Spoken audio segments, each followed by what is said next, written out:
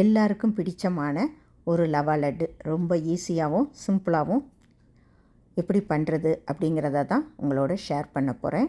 Welcome to செல்வகோமு சமையல். இதுக்கு நான் 2 கப் ரவை எடுத்துருக்கிறேன். நம்ம கிட்ட என்ன நட்ஸ் இருக்கோ அதை நம்ம எடுத்து வச்சுக்கிடுவோம். இப்போது ஒரு கடாயில் ஒரு 3 ஸ்பூன் நெய் ஊற்றியிருக்கிறேன்.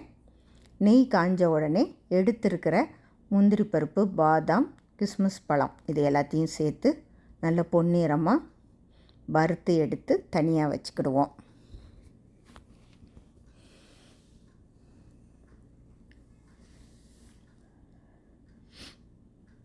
இப்போ அதே கடாயில் நம்ம ரவையை சேர்த்துக்கிடுவோம்.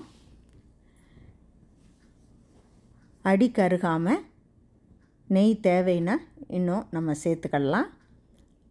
வாசம் வர்ற வரைக்கும் கலரும் சேஞ்ச் ஆகாத அளவில் சிம்மில் வச்சு நம்ம நல்லா வறுத்து எடுத்துக்கிடுவோம். நமக்கு ரவை பொடிசாக இருந்தால் நமக்கு அதே நம்ம அப்படியே யூஸ் பண்ணிக்கலாம். கொஞ்சம் பருவட்டாக இருந்தால் மிக்சியில் லைட்டாக திரிச்சிட்டு நம்ம வறுத்துக்கலாம்.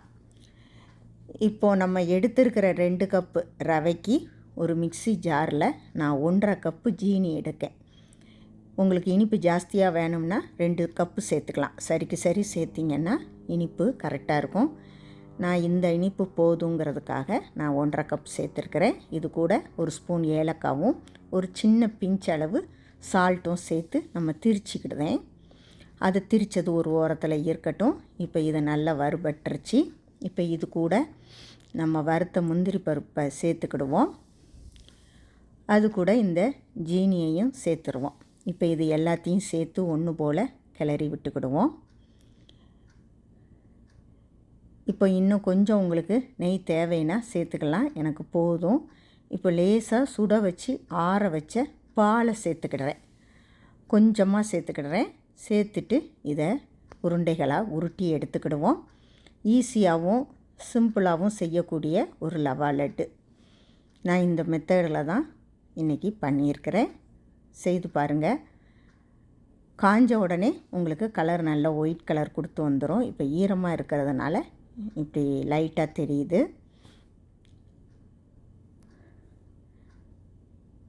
தேங்க்ஸ் ஃபார் வாட்சிங். நெக்ஸ்ட் வீடியோவில் பார்ப்போம்.